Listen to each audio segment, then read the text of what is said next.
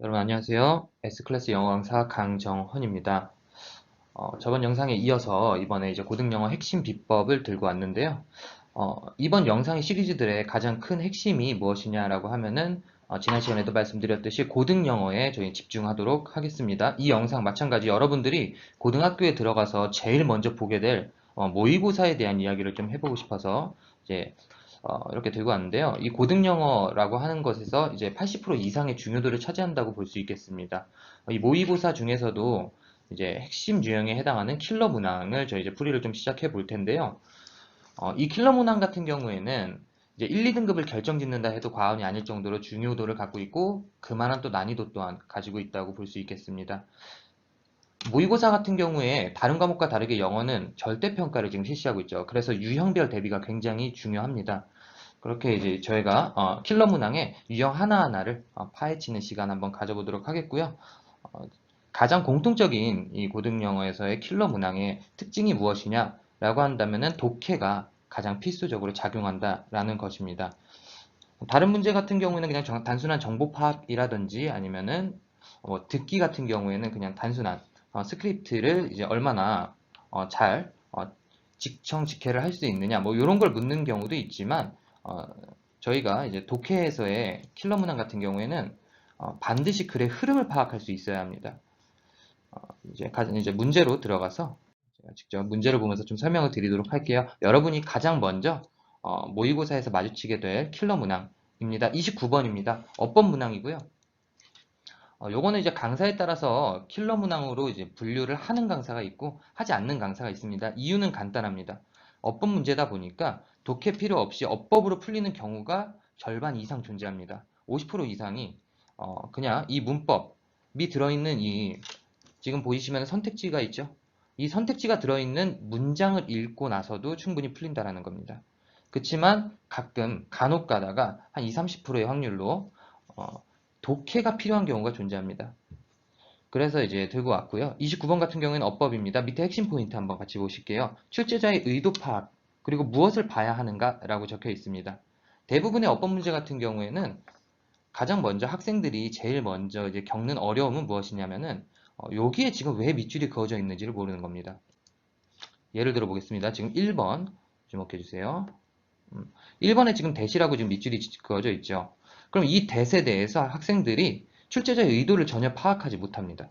이 대시 여기 왜 있지? 이거는 왜? 이 대시 아니면 뭔데? 그죠? 2번 한번 보실게요. allow. 동사 원형이 적혀 있는데 이 allow 같은 경우에 지금 왜 출제자가 여기다가 밑줄을 그어놨는지를 이해를 못한다는 겁니다. 해당 문법 사항에 대해서 전혀 지식이 없거나 또는 이제 시험에서 긴장을 했거나 아니면 이제 뭐 정신이 없어서 떠오르지 않는 경우도 있겠죠. 뭐 그런 경우가 이제 이 독해 중에서도 이 어법 문제를 어렵게 만드는 요인 중에 하나입니다. 그래서 여기서 지금 주목해야 될 점은 무엇이냐? 물론 이제 이 본문을 전부 다 뭐 풀이하거나 하지는 않겠지만 이 핵심 포인트를 좀 집어드리려고 합니다. 어, 출제자의 의도 파악이 가장 중요합니다. 이 대시 지금 왜 있느냐? 이게 지금 접속사 대시고 뒷문장이 완전해야 한다라는 그런 이제 문법에 대한 기본 지식들이 여기서 떠올라야 된다라는 것입니다. 마찬가지죠. 2번도 한번 보실게요. allow라고 동사 원형이 있죠. 이 문제도 또한 이제 출제 매뉴얼에 항상 이제 등장하는 문제 유형인데요. 준동사와 본동사를 묻는 문제입니다. allow 같은 경우에는 지금 본동사로 쓰인 동사 원형이고 해당 문장은 지금 명령문일 겁니다. 그렇다면 이제 뒤에 동사가 등장하지 않아야 한다라는 원칙도 여러분들이 이걸 보면서 떠올릴 수 있어야 된다는 겁니다. 마찬가지 3번 같은 경우에는 수일치, 4번 같은 경우에는 명사를 꾸며주는 투부정사의 형용사적 용법, 5번 같은 경우에는 보어 형용사를 꾸며주는 부사, 이런 식으로 지금 각각에 해당하는 항목들이 어떤 문법 사항을 갖고 있는지 떠올릴 수 있어야 합니다. 어법 문제에서는 그것이 가장 중요하겠습니다. 그리고요. 30번 문항으로 한번 가보실게요. 죄송합니다. 30번 문항으로 가기 전에 29번 여러분이 제가 지금 설명드린 유형의 풀이대로 한번 29번 일시정지 해놓고 한번 문제 풀어볼 수 있는 시간 잠깐 가지시면 좋겠고요. 그러고 나서 30번으로 넘어가도록 하겠습니다. 30번 한번 봐주시겠습니다. 30번 같은 경우에는 29번과 문제 유형이 굉장히 유사합니다. 근데 지금 보시면 29번과 차이점이 무엇이죠? 여기 밑줄 한번 그어보겠습니다. 문맥상 낱말의 쓰임이라고 적혀 있네요. 이 문맥상 낱말의 쓰임이라고 하는 것은 어법과는 정말로 많이 다른 이야기입니다. 어법 같은 경우에는 정말 어법상 어긋난 선택지가 들어있는 반면에 문맥상 낱말의 쓰임이라고 하는 것은 여기 밑에 지금 나와 있네요. 정답은 반이어로 구성되어 있다. 글의 흐름과 굉장히 안 맞는 단어가 들어있습니다. 어법적으로는 맞아요. 어법적으로는 맞지만 문맥상 반이어가 들어있습니다.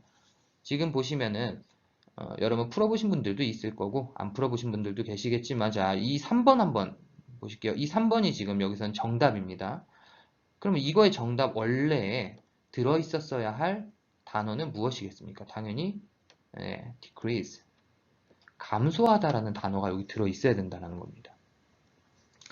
그렇게 해서 여러분들 이제부터는 제가 아까 말씀드렸지만 29번 같은 경우에는 킬러 문항에 해당할 수도 안 할 수도 있어요. 근데 30번 문항부터는 반드시 독해가 필요하다는 게 여러분 느껴지실 겁니다. 글의 흐름을 반드시 파악하시고 거기서 문맥상 맞지 않는 낱말을 골라낼 수 있어야 된다는 겁니다. 그리고 정답은 어떻게? 반이어로 구성되어 있다. 라고 얘기할 수 있습니다. 정답을 좀 명확하게 하기 위함이죠. 애매한 단어가 아니라 정말로 반대되는 단어가 들어있는 겁니다. 한번 지금 보여드리는 이제 모든 문제들은 설명을 위해서 보여드리는 문제들은 3월 문제고요. 여러분들 9월 이제 가장 최근에 본 올해 2021년도 9월 모의고사의 30번 아까처럼 일시정지 한번 해놓고 정답 한번 여러분들이 찾아보십시오. 그리고 원래 그 자리에 무엇이 들어갔어야 하는지도 한번 생각해 보십시오. 제가 아까 말씀드렸다시피 반드시 반이어 구성이 되어 있을 것입니다. 이렇게 30번 문항을 마무리로 다음 영상에서 또 찾아뵙도록 하겠습니다. 감사합니다.